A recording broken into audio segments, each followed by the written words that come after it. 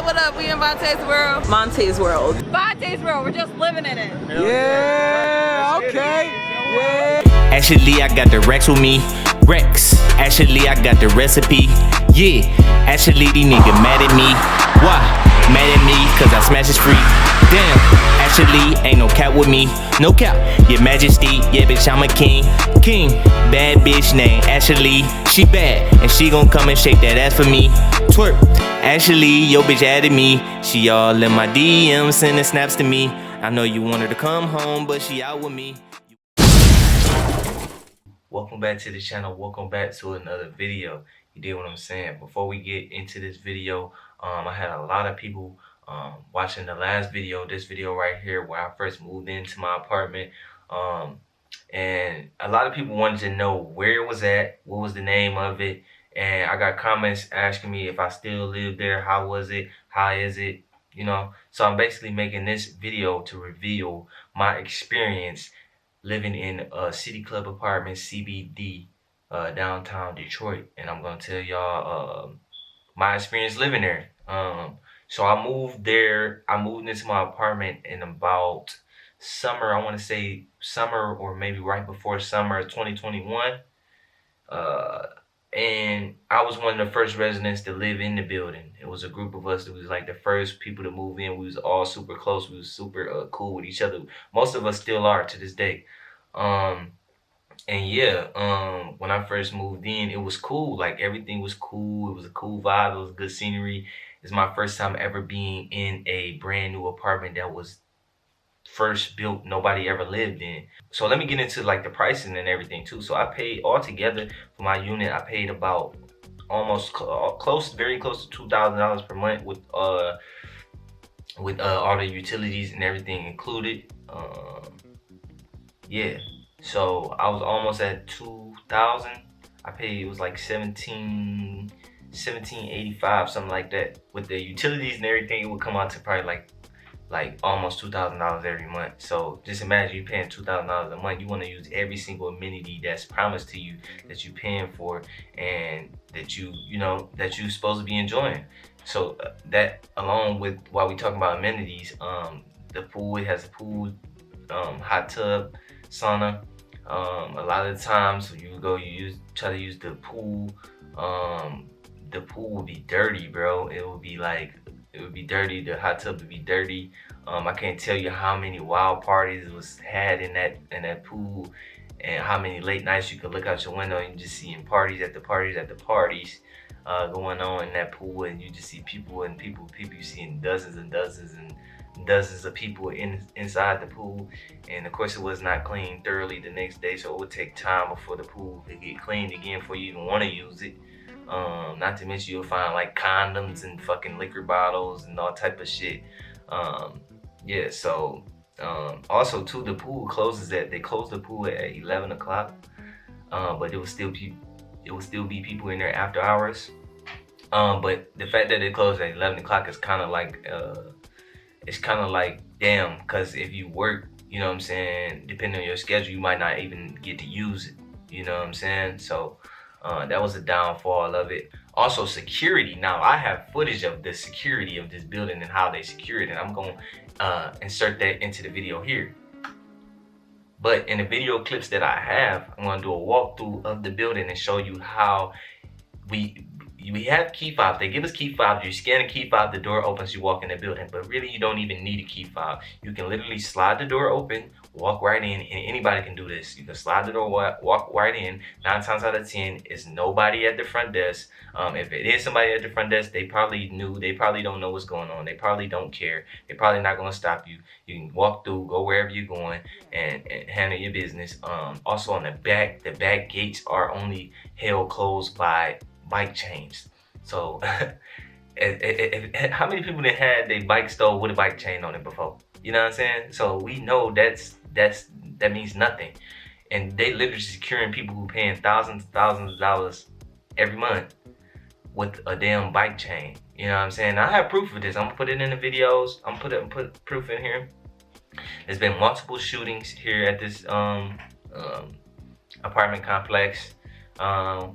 You know, That's another security issue. There is no security on hand, like, or on, like, all we have is concierge, and they work, but they're not security. They're not gonna secure anything. The most they might do is call the police. The police may take an hour or two to show up, and then by that time, whatever happened already happened, and it's too late. Also, another issue with this place, as far as security, they have what's called a Barsala. They have a partnership with a company called Barsala, which is basically like Airbnb. So what they do is they take certain units, and they have Barsala units on every floor. I literally walked through the building. Every floor there's Barsala units on. So these Barsala units have cameras on top of them as well to, I guess, monitor who's coming in and out of them. But the thing about that is, if you stay across from one of the Barsala units, that camera can look directly into your unit and can see everything that's in your apartment, which gotta be a violation of privacy, and it definitely is. I feel like it's unconstitutional. But you know what I'm saying. Also, not only that, with those Barsala units, you're gonna have random people coming in and out of where you live at every day.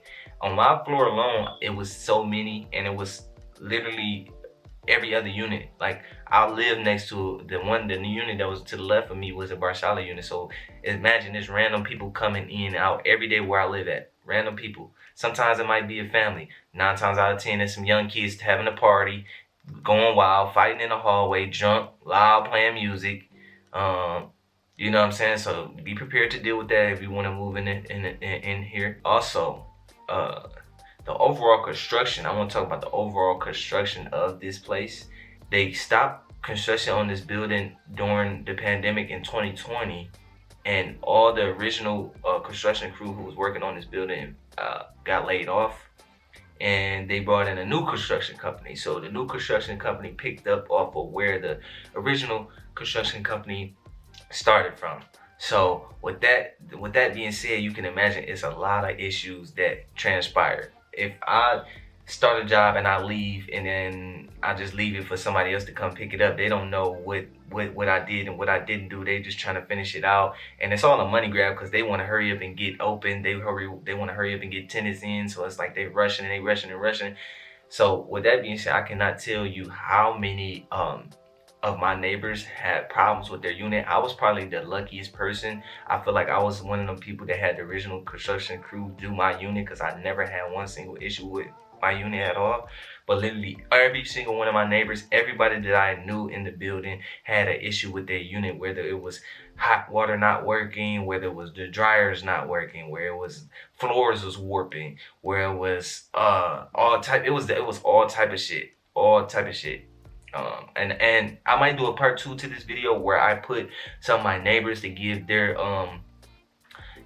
perspectives and their point of views. And flooding, it was flooding in some units. It was like a lot. It was like crazy. So yeah, so that caused a lot of the problems that a lot of the units had and was going through. Also, the walls are paper thin. Like, the walls are like this right here. I'm gonna show you how. This is what the walls is like. So you gonna hear your neighbors gonna hear you each and every day. Don't let them have a dog or a kid, and you gonna hear them running around playing all day long, no matter what's going on, you know. So that's another one of the issues. Also too, the property management is crazy, because I'll probably say in the first month, the original property manager who actually signed my paperwork and gave me my unit and did the tour and walked through with me, he quit.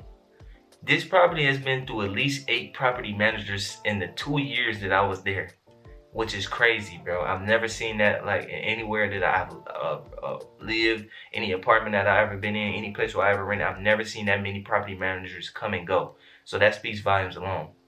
Another thing, the fire alarms. Okay, so we got, in that building is the Statler, the restaurant. It's a restaurant in there. The alarms will continuously go off day and night. Repeat, do not use elevators.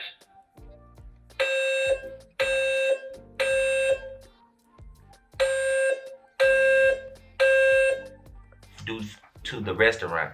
And it was always false alarms, 9 times out of 10, but they will always go loud. You would hear it in your unit. evacuate the building, evacuate, do please do not use elevators, and you would hear it non-stop, no matter what time it is, 5 a.m., 1 a.m., 3 p.m., 5 p.m. Like, you would just hear it all the time, constantly, and it was super annoying. I got clips of that too I'll put in here. Also want to say elevators is a huge issue. The elevators are broken every other day. They work one day, the next day they broke. They work one day, the next day they broke. They work one day, the next day they broke. And I'm literally not joking at all. That's how it always was. Luckily, I was on the 2nd floor, so I would just open the door, take the stairs. It was nothing for me. But if you stay on the 5th or 6th floor, good luck to you. You feel me? And don't let you be coming in with groceries or, you know what I'm saying, equipment or anything like that. So, yeah, man, that's my experience living in CBD Detroit. I can honestly suggest and advise you not to live here and not to move here. It's not very safe. You're gonna have to deal with a lot of like partying, fights, drunken people, fire alarms going off constantly, disrespectful and unprofessional property managers and staff, and you know, it's just a lot of headache, and I'm glad that I was one of the first people to live in it and experiencing it, so I can bring this footage back to y'all and give y'all the game. Like, save your money, bro. It's so many better places to live downtown Detroit. It's having a whole wave and movement right now. Save your money. Don't move here, bro. Like, literally, don't do it. Yeah, and I'm gonna probably do a part 2 to this where I get some of my neighbors to get their testimony and give more video footage for y'all to see. But hopefully this gave y'all some insight on this apartment complex. Don't move into it. Save your money. And subscribe to my YouTube channel and my Uncle Bob's YouTube channel and my brother's YouTube channel, because all of us got YouTube channels. Set it off, had some shit on my chest, had to get it off, getting off. Yeah, nigga, I'm lit, so a nigga getting off, letting off. Nigga try to family, I'ma have to set him off, set it off. Like a nigga JDP, nigga, I'ma set it off, set it off. Nigga rolling on the green like a nigga playing golf, not at all. Millionaires on my team like a nigga playing ball.